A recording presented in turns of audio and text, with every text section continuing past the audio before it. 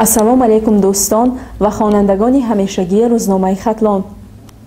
کتاب بهترین راز نگه دارنده، مونس و همدم و نهایت ثروتی بی‌بهاست.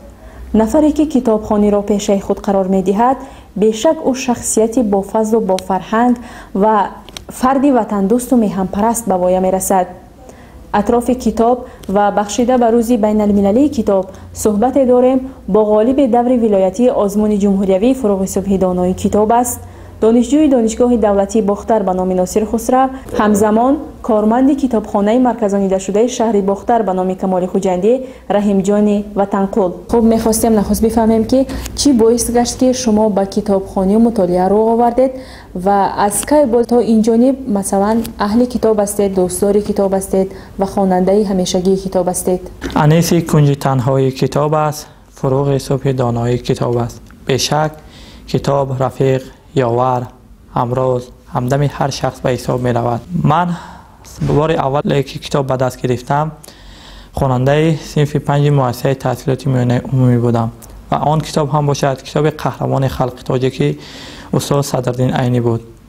و بعد از آن که کتاب را مطالعه نمودم شوق کتابخوانی بیشتر در دل من رو زد و کتاب‌های افسانه‌های خلق تاجیک و چندین کتاب‌های دیگر را مطالعه نمودم که حیات رنگین قهرمانی آنها و جالبیت آنها مرا وادار کرد که خواننده دائمی کتاب و مطالعه کننده دائمی باشم و اشتیاقمند آن شدم که هرچی بیشتر کتاب خوانم تا از اسرار نهفته این گنجینه بی‌بها آگاهی پیدا نمایم و با قهرمان‌های آنها همصحبت شده همراه آنها با نبردهای طولانی به زندگی پر از افسانه‌ای پر از خیالات یعنی همسفر باشم. شما که خود کارمند کتابخانه هستید، طبق مشاهده های هر روزتان بیشتر به کتاب کدام طبقه جامعه توجه دارد؟ نسل کلانسال یا اینکه جوانان؟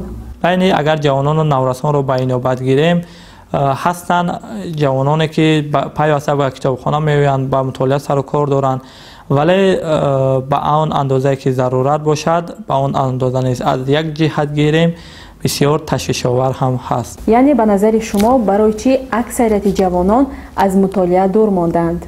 بزرگ میگوید که کتاب دریای حکمت و مجرای آن باشد، شخص را به دنیای علم، آداب، دانش، خرد راهنمایی می نماید. یکی از سبب‌های امروز هم کاسته گردیدن مطالعه بین جوانان ما این تحولات تکنیکی عصر 21 به حساب می رود، مخصوصا اینترنت و تلفن‌های موبیلی که جوانان ما از فرهنگ استفاده برای آن دور شدند و نتوانستند که آن را به طور خاص و طور ضروری استفاده برند و زیادتر به کارهای بیهوده در اینترنت داده شدند و صف مطالعه باشد بین جوانان ما کم گردید. سپاس برای جواب مشخص. خب میگفتید که براهمانی و برگزاری آزمون جمهوریوی فروغ صبحی دانای کتاب است. در دوام 5 سال فعالیت خود در جامعه چه تاثیر رسانید؟ درباره برگزاری آزمون فروغ صبحی دانای طول 5 سال اخیر ما حرف زنیم میتوان گفت که یک تکان جدی بهر کتابخانه در جامعه امروز از کتاب دور مانده تاجیک با وجود آورد. ولی اگر آزمون تواند که دایره وسیع‌تر را به مطالعه فرا گیرد میتواند طول اگر تا سال 2040 برگزار میگردد آزمون یک نسل جوان ما را کلا به کتابخانه رو میآورد که بعد نسلی که امروز هست نسل جوانی که برای در منصب ها سر وظیفه میآیند همه اهل کتاب اهل علم هستند که به واسطه از آینده درخشان ملت و دولت گواهی میدهد. اگر توانند جوانان ما صدقا به خاطر آن همان مبلغی که در آزمون است به خاطر آن نه و به خاطر سیقل دادن دانش و مهارت خود به کتابخانه رو آورند. خب تشکر زیاد. در آخر میخواستیم که اندیشه های شما را عائد بیدار نمودن ذوق کتابخوانی در دل خوانندگان و هرچی بیشتر نمودن صف کتابخوانان در جامعه چی باید کرد؟ محمد اقبال لاهوری میگوید که برگساز ما کتاب و حکمت است، این دو قوه اعتبار ملت است. بیشک شکوفانه هر دولت و ملت از کتاب و نسل کتابخوانی آن سرچشمه میگیرد. ملت تاجیک از ازل کتابخوان بود، هست و آرزو داریم که کتابخوان میماند. برای بیشتر جلب نورسان و کودکان به کتاب و مطالعه سرول باید والدین خود اهل فرهنگ باشند، اهل مطالعه باشند. برای فرزندان خود از آن همان تحفه های گرانبهایی که میخرند زیادتر کتاب خرید تحفه نمایند، ذوق آنها را به کتاب و کتابخانه بیدار نمایند.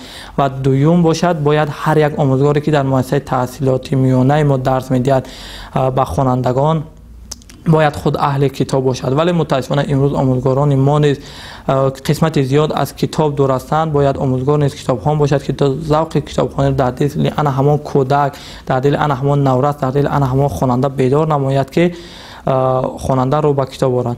سپاس که دعوت ما را پذیرفتید، وقتی خود را جدا نمودید. ما نیز به شما موفقیت و کامیابی را تمنا داریم. امید داریم که در دور نهایی آزمون جمهوری فروغ صبح دانای کتاب است غالب گردید.